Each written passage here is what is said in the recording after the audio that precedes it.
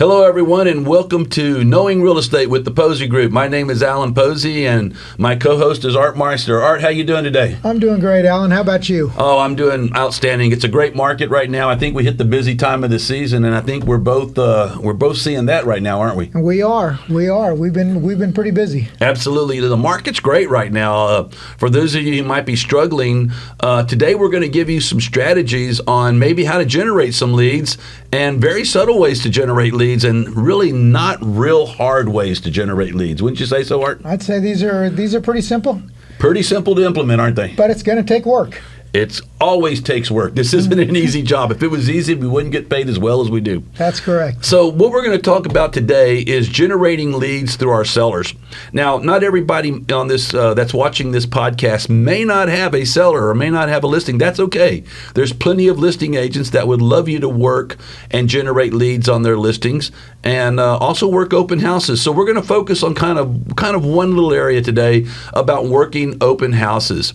And one great way to generate leads, not only for the seller selling their home, but generate both buyer and seller leads for the agent hosting the open house, is through the open house. Wouldn't you agree, Art? Yes. A great way to do it. Yeah, and we got the local expert here in Art. I know the first couple of years when he got into real estate, you made a living off open houses, didn't you, Artie? I did. And I mean, Art worked a lot of open houses and generated a lot of business, and now he's got the dividends, because not only does he have a source of buyer leads, he has a source of seller leads that he's getting because he built that foundation when you first started your business, and you're to be congratulated for that, Art, because that was a lot of hard work, and I know you really did a great job. Well, thank you, Alan. I think the most important thing is I've also gone back to it. We talked in one of our podcasts about some of the basics. Absolutely. And why do we get away from the basics and have to go back to basics? We always hear people saying we got to get back to the basics. Well, why do we ever leave? Exactly. Really, the fundamentals work, don't they? It works every time they're tried.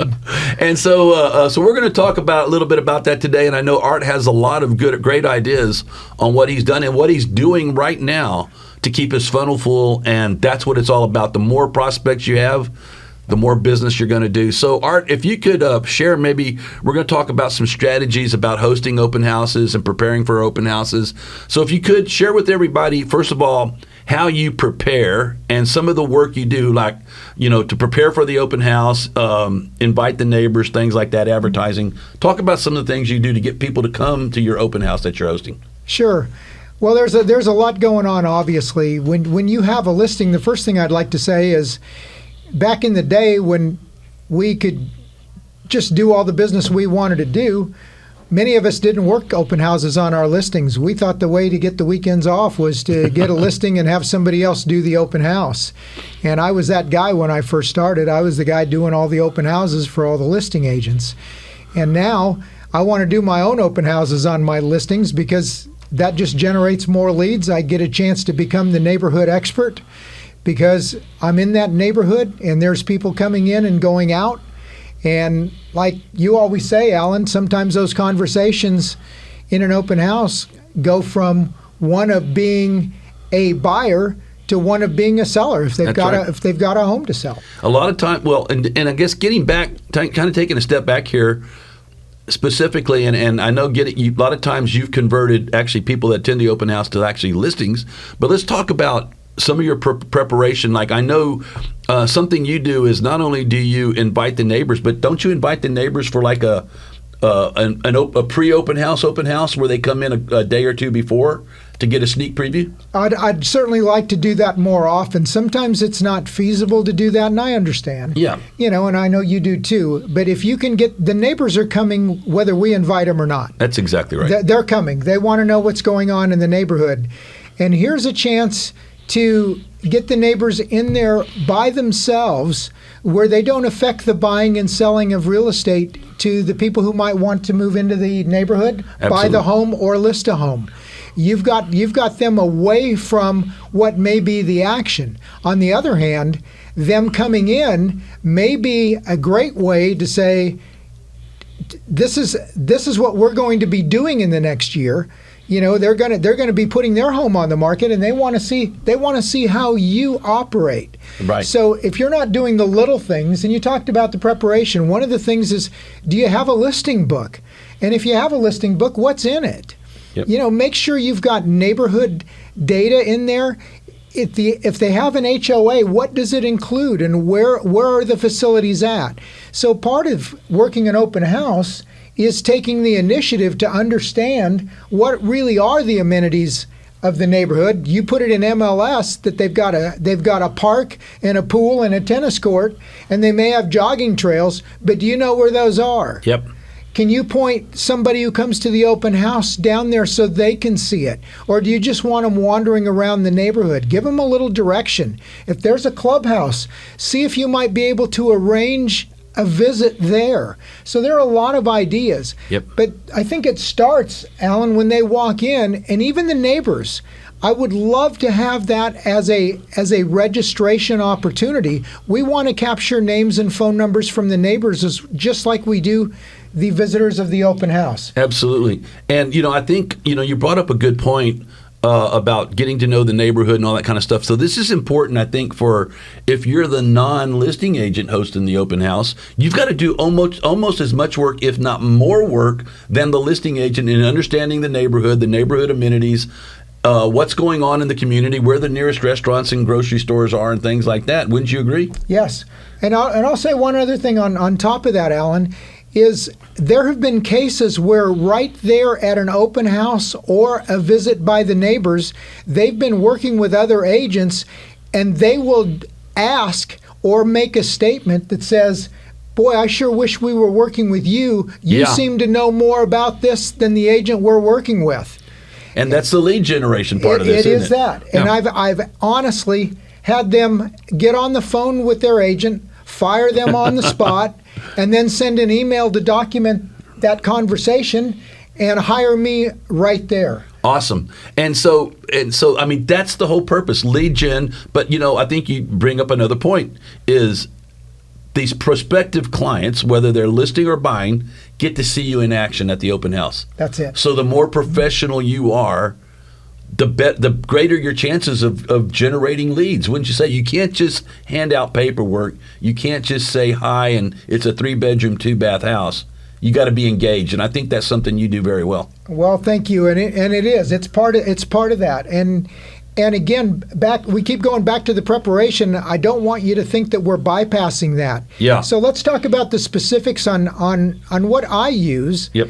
And it's not a requirement. It's just a way that I do things. Number one, I have a registration sheet. Now, you can say I have this or I have that. The registration sheet that I use is very specific. It is a 1-page document.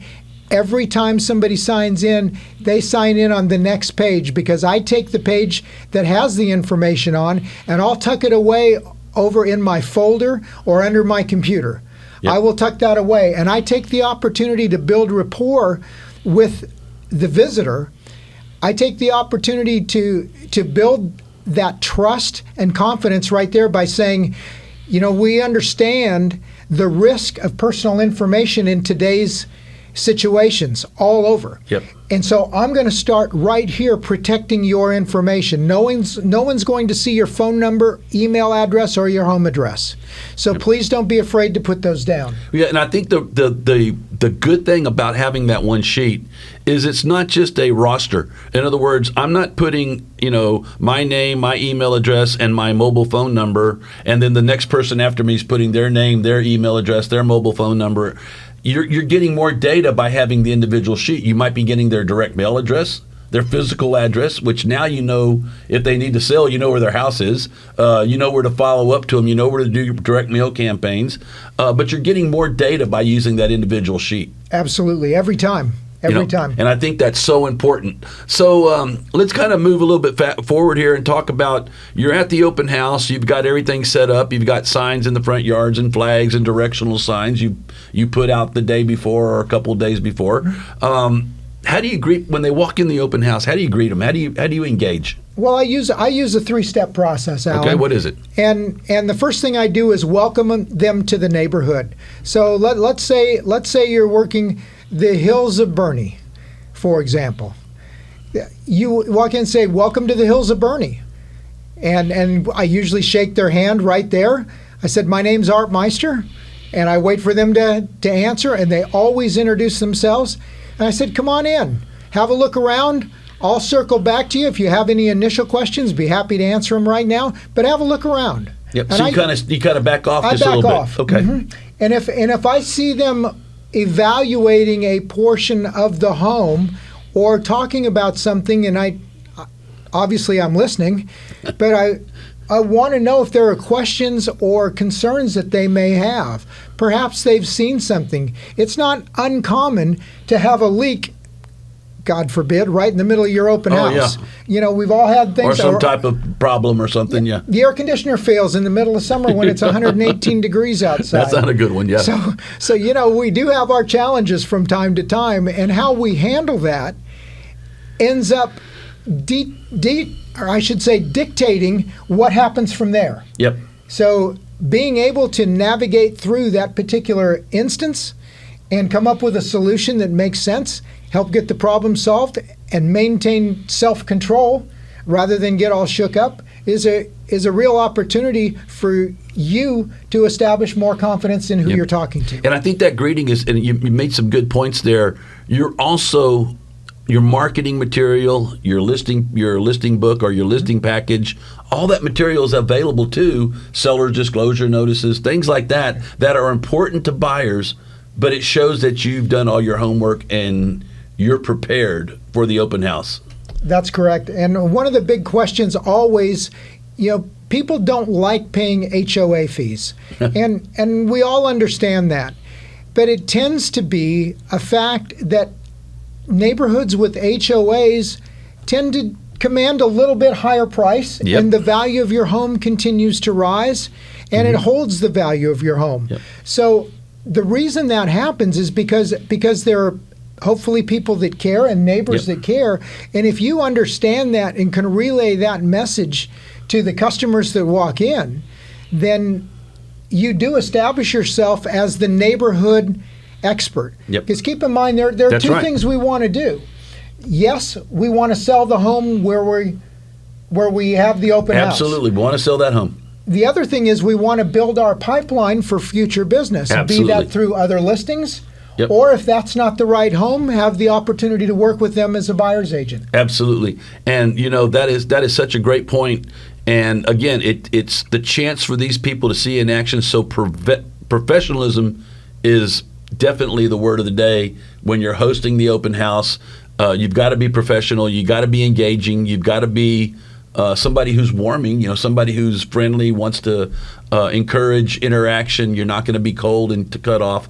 And I think I know I've been to open houses where I've just evaluating agents at with other companies and stuff, and been to the open house, and they've engaged me, but then I never talked to them after that. They never asked me if I was a real estate agent. They never asked me if I was interested in the neighborhood. And I think that goes back to what you were talking about, your preparation. As if you're the agent and you're not the listing agent, you either got to interview the listing agent and ask them this about the sellers, or ask them if you can have permission to contact the sellers, because maybe the sellers lived in that neighborhood for the last 30 years. And they're retiring to Florida or something like that, and that's good to know. So when people come here, you can say these people lived in this home for the last 30 years. They've updated it, they've upgraded it, or understand without disclosing confidential information of why the seller is selling. Sellers in the military just got orders to transfer to Colorado. Whatever it might be, you've got to kind of understand who the seller is and what's motivating the seller to a certain degree to list and sell. The seller's moving to a bigger home. Seller's downsizing because their children have all moved out. Whatever it might be, that as long as you're not disclosing confidential information, but you've got to talk to the listing agent other than, hey, can I work your open house this Sunday? Right. And how do you feel about working multiple open houses? For example, open house this weekend on Saturday 2 to 4 and on Sunday 2 to 4. How do you feel about doing that type of open house? I know it's pretty aggressive, but in today's market, it might be a good opportunity to generate business. I like doing two days at the same home. Okay. I like it both days. In fact, I've done some on Friday afternoons, which is kind of hit and miss. But you do get a jump on the weekend sometimes. Well, I got the best advice I ever got on Friday, or really Monday, Tuesday, Wednesday, Thursday, Friday open houses was this. You know who shows up at open houses on Monday, Tuesday, Wednesday, Thursday, and Friday? Buyers. That's exactly right. You might only get two people. You might only get two people to the open house, but they're real buyers, and they're either pre-approved, they're hunting on their own, and they need help or whatever it might be.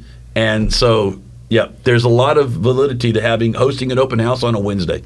You know, Alan, you raise a great point about who shows up, and when I talk to other agents in our office and other agents around town, one of their complaints is that they don't get enough people at their open house.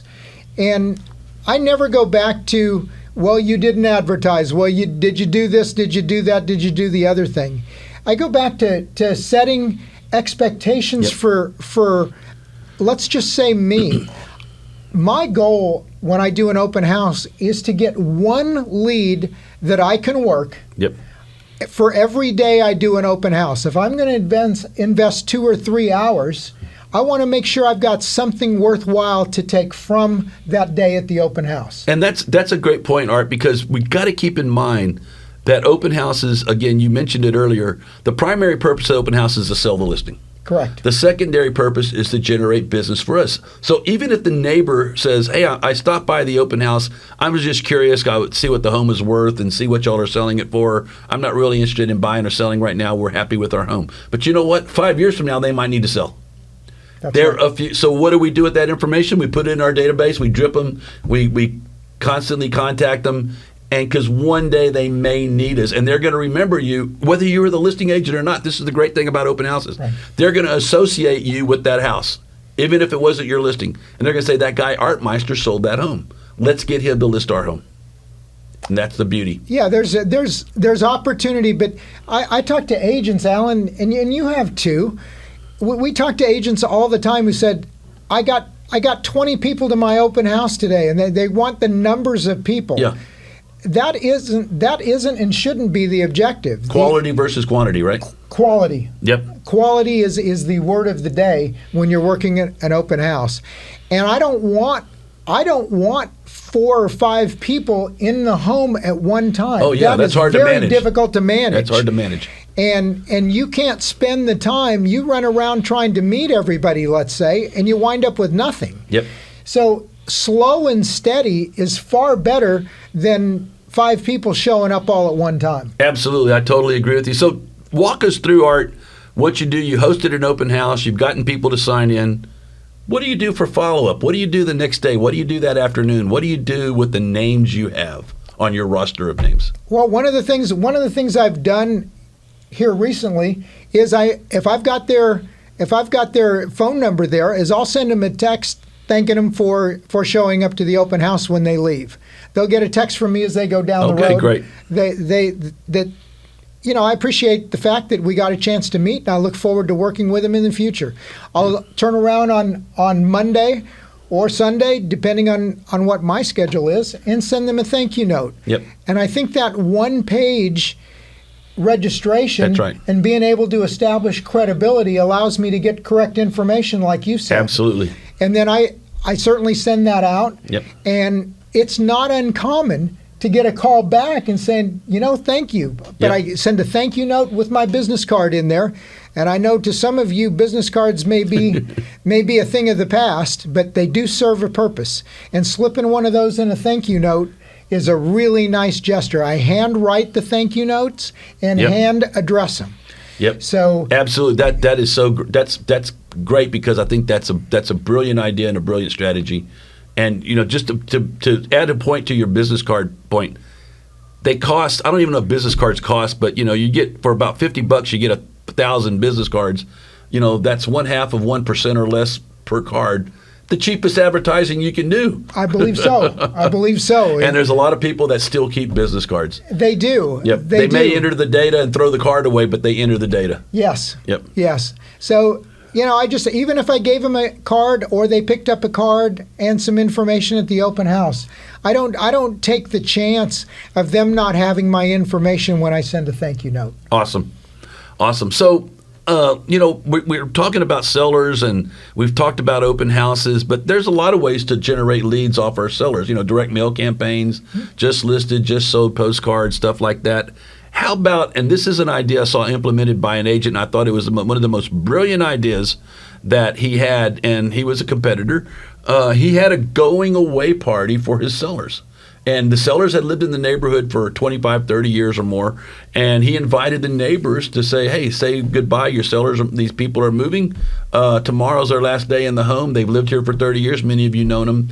And it was kind of an open house where people came in and said, hey, thanks for, you've been a great neighbor. Thanks for letting me borrow your lawnmower the last couple times, or, things like that. But what was also, what he did, and I thought it was also brilliant, he invited the buyers that bought the home, even though they weren't his clients, he invited them and said, look, these people are going away, but if you want to meet your new neighbors, come and join. And guess what? The other agent wasn't engaged, and those buyers eventually referred business to him because he was assertive and aggressive and implemented this strategy. I believe that. I mean, people. Nothing changes in our business. People want to do business with people they know, like, and trust. That's exactly right. And the more people we can get in front of that will get to know us, like us, and trust us, yep, the greater our business rewards are going to be. Yep. And it may not be today. And I think that's another issue that we face in our business is we're looking at the right now. That's right. Situation. We're always looking at right now. Well, what about right now in 3 months? What Yep. about right now in 6 months or right now in a year? Yep. We're still probably going to need some money to make it on our own. You're still going to need clients next year as many as you need this year. We're going to need them, and those relationships, as we continue to build them and stay in touch with them, they roll over every 5, 6, Yep. 7 years, and the referrals, if you stay in contact with them, the referrals you get are pretty amazing. Absolutely. Another brilliant strategy I saw implemented by another agent, and I wish I would have thought of it myself, was he sold one of my listings several years ago, and when his buyers moved in, he had a housewarming party for his buyers. About a week after they moved in, they were all settled. He hosted a party. I think he had now he spent some money doing this. He had like a food truck out in front, but people had to buy the food, but he got the food truck to show up. It was tacos or something inexpensive. But he had a housewarming party, and all the neighbors came and said hi to their new neighbor. And that made his buyers feel that, hey, we made the right decision coming into this neighborhood because our neighbors are all coming and saying hi to us. But what do you think about something like that, a housewarming party for your buyers? I like the idea. One thing I might offer as a word of caution, make sure that if they're living in an HOA, yeah, and especially gated communities sometimes, yeah. you've got to understand what the regulations are. Absolutely. And get the appropriate approvals before you go launching a food truck. I don't sell homes in that high-end neighborhoods. well, we don't sell homes until we do. That's right. But I thought that was a brilliant strategy by the buyer's agent. It is, but just a word of caution. Absolutely, no, good word of caution. That only comes because we've encountered the situation. Oh, right? yeah. You don't want your buyers moving into a new neighborhood and all of a sudden their first month in they're fined by the homeowners association $1,000 for having a food truck in their front yard. So you got to be careful. And food truck was probably this guy was a very successful agent. You don't need to do a food truck. You don't need to get that fancy. You can have tacos or donuts, coffee in the morning, or some water or something like that on a hot day. People will come by. They want to meet their neighbors, and they want to meet the new guy that just moved in. Come by and invite them to come by and say hi. And there's nothing wrong. One of the things I think he also did was he walked around the neighborhood a couple days, said, hey, we're having a housewarming party this Friday from 5 to 7. Stop by and meet your new neighbors. And you know what? I hate to say it, but he's probably getting business because he took that initiative. You bet. But I thought that was a great strategy. And of course, we kind of alluded to it earlier, but I kind of want to follow up with this or finish up with this last point. Was people that attend your open houses many times are listings hiding in plain sight. What I mean by that is a lot of times people are going to open houses because they want to get a feel for the market. They want to know what available inventory is like because they're thinking or they have to sell their home. And so that's an opportunity. So when you greet people, many times you're going to greet them and you might say, and I know you do this, Art, pretty well, but you want to greet somebody, you want to say, hi, I'm Alan Pozzi, I'm Art Meister. I represent the sellers in this home. Are y'all guys looking for a home in this neighborhood? Yeah, we're looking for a home in this neighborhood, Art, or Alan, we're looking to move here. But they also may say, and one of the questions you should always ask them, currently, where are you living? Are you renting or do you own? And if they say we're renting, you want to ask them, when does your lease expire? Well, it expires in April of 2025. Well, now's not the best time to look for a house. But you know what? You haven't wasted any time. Right. But then you might want to ask them another question. Yeah, we have a home to sell. We live a couple of miles away in a smaller home, and we need to sell that home in order to buy this home. Oh, okay. Now the conversation shifts to a listing appointment, doesn't it, Art? It does. Well, I had one happen a couple of weeks ago, Alan, where one of the neighbors showed up to the open house, and we got to talking, and they told me how long they'd lived in the neighborhood, and the longer we talked, because I only had them in the home. Right. So we were one-on-one together, and the longer we talked, I found out what the real reason for him coming by was. Yeah. He had rehabbed a house, or he's in the process of rehabbing a house. And he said, I think I want to list the house that I'm rehabbing. I think I want to list it with you. There you go. And I said, well, sir, I think that would be fine. And I said, thank you very much. Where's the home at? Yep. And he told me where it was at. I'm not going to say it here on the podcast, but we're working on that as he gets it finished. I talked to him over the weekend again. Yep. And he's just you never know who you're going to meet. That's right. And if you look at the neighbors and say, well, they're not going to be buying. Well, they may not be today, but you don't know they don't have another home. You don't know that they've made investments in other properties. Or maybe they want to buy a vacation home or something like that. Yeah, you never know. The possibilities, maybe they're looking for their kids. Yep. You know, many of us who are our age have helped our kids buy homes. Oh, yeah. And as gratifying as that is, you never know when it's going to occur, and they don't either. But there's always an opportunity if you will just listen to what they have to say. Exactly. And I think the bottom line, the point that Art and I are trying to make today is when you're working with sellers, when you're working with open houses, when you have a seller or you have an agent that needs some help with a seller, that's lead generation. We've given you tips today on the easiest lead gen as possible. If you're afraid to cold call, host an open house. If you're afraid to prospect, host an open house, because that is the I don't want to say easiest, but it really is the easiest lead gen you'll ever do, and you'll get good buyers and sellers. But it all goes back to your greeting and asking the right questions. Yes. You got to ask. If you ask the questions, you control the conversation, and when you control the conversation, you establish your value. And you establish interest with the person you're talking to. Exactly. They want to do business with you. And I think that's the point Art and I were trying to make today. And I think Art does that well, and he does it well when he hosts these open houses. So, Art, why don't you take us away today and remind people where to find us? All right, great.